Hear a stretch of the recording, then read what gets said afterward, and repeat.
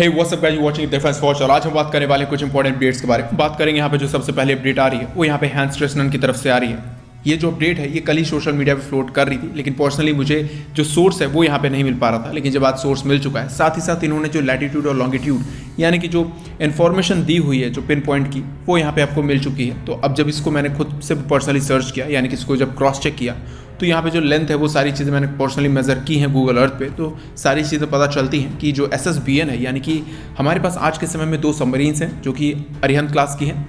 एक यहाँ पे इंडक्ट हो चुकी है, एक यहाँ पे सी ट्रायल्स पे है, और जो दूसरी जो आने वाली है वो S4 है, और इसके बाद आएगी S4 स्टार, और उसके बाद S5 सीरीज़ की सबमरीन्स बनाई जाएंगी। लेकिन जैसा कि अभी स्क्रीन पे देख पा रहे हो, विजाग यानी कि विशाखापट्टनम के पोर्ट पे ही ये सारी चीज़ें दिखाई दे रही हैं। मैं डिस्क्रिप्शन में यहाँ पे जो लिंक है वो यहाँ पे प्रोवाइड कर दूंगा, आप जाकर उसे खुद से भी चेक कर सकते हो। लेकिन ये जो सबमरीन है ये बन के ऑलमोस्ट तैयार हो चुकी है।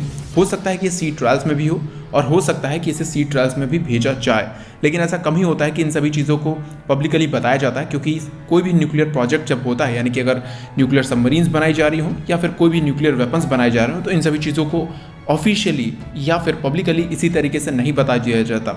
इन सभी चीज़ों को कॉन्फिडेंशियल रखा जाता है, जिससे कि एक डेटरेंस है वो यहाँ पे बना रहता है। और बहुत ही जल्द हो सकता है कि इस साल के मिड तक, यानी कि इस साल के मिड तक इसके सी ट्रायल्स स्टार्ट कर दिए जाएंगे, या फिर हो सकता है कि अगले साल तक इस सबमरीन को इंडक्ट भी कर लिया जाए इंडियन नेवी में, यानी कि ऑफिशियली इंडक्ट कर लिया जाए।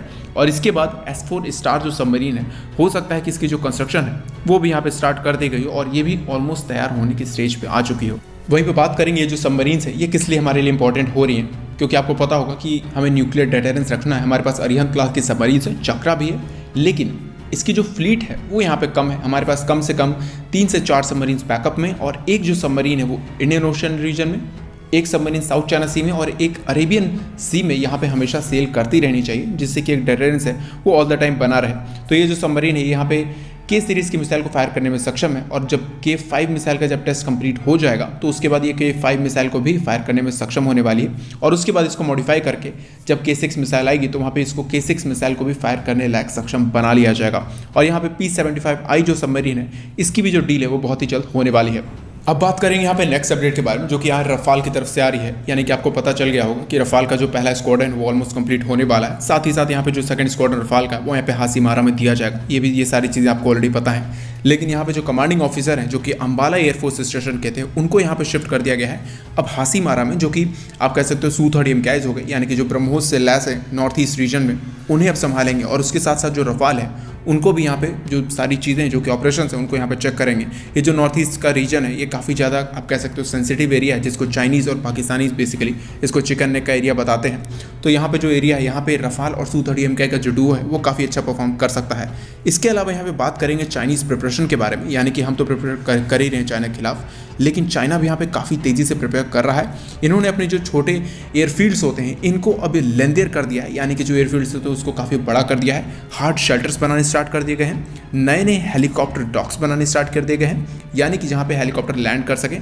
उसके अलावा यहाँ पे आप देखोगे तो कुछ जो शेल्टर्स हैं वो भी कंस्ट्रक्शन में है, और कुछ शेल्टर्स को कॉम्फ्लाज डिज़ाइन दे दिया गया है। यहाँ पे आप देखोगे तो चाइना 5 से 6 साल के आगे की जो प्लानिंग है वो लेके चल रहा है, जिस चीज़ में वो पीछे हट रहे थे। और आई होप कि हमारी जो फोर्सेस हैं उन्हें भी इन सभी प्लानिंग के बारे में पता हो, और वो भी फ्यूचर प्लान कर रहे हैं। बात करेंगे यहाँ पे जो नेक्स्ट अपडेट है वो यहाँ पे क्वाड को लेके आ रही है। तो आपको पता होगा कल यहाँ पे मीटिंग हुई थी, तो यहाँ पे जो मीटिंग में कुछ चीज़ें निकल के आई हैं, लेकिन एक जो चीज़ थी वो यहाँ पे मिसिंग रह गई।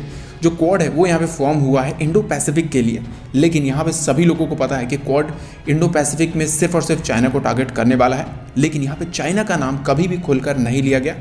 एंड पर्सनली मुझे ऐसा लगता है कि चाइना का जो नाम है वो यहाँ पे लेना चाहिए था, क्योंकि जिस तरीके से चाइना ताइवान को किसी भी तरीके की धमकियाँ देता रहता है, या फिर आप कह सकते हो पाकिस्तान को जो खुले तौर पे सपोर्ट कर रहा है, उन सभी चीज़ों में अगर हम क्वाड में चाइना का नाम लेते तो यहाँ पे कुछ ना कुछ चीज़ें निकल के आती, और चाइना के पास जो डर है वो थोड़ा और बढ़ता। लेकिन यहाँ पे कुछ चीज़ें हैं जो कि क्लियर आउट हुई हैं। यहाँ पे जो रेयर अर्थ मटेरियल्स हैं, जिससे कि आप कह सकते हो इंजन के ब्लेड्स हो गए, बाकी सारे जो सिस्टम्स हो गए, उन सभी चीज़ों में जो चाइना की डिपेंडेंसी है, यानी कि जो हम चाइना पे डिपेंड है कि वो जो मटेरियल्स हैं वो चाइना से ही आएंगे, तो उन सभी चीज़ों में आप कह सकते हो इंडिया, यूनाइटेड स्टेट्स, जापान और ऑस्ट्रेलिया, इन्होंने एक ग्रुप जो बनाया हुआ है जो क्वाड, इसमें से वो यहाँ पे इन सभी मटेरियल्स पे काम करने वाले हैं, या फिर इसका ऑल्टरनेटिव निकालने वाले हैं, जिससे कि चाइना की जो डिपेंडेंसी है वो यहाँ पे खत्म हो जाए। साथ ही साथ यूनाइटेड स्टेट्स और जापान यहाँ पे फंड करने वाले हैं जॉनसन एंड जॉनसन वैक्सीन को, यानी कि जो यूनाइटेड स्टेट्स की वैक्सीन है वो यहाँ पे इसे फंड करेंगे कि इंडिया से मैन्युफैक्चर करेगा, वहाँ पे टैग मेड इन इंडिया का लगा रहेगा।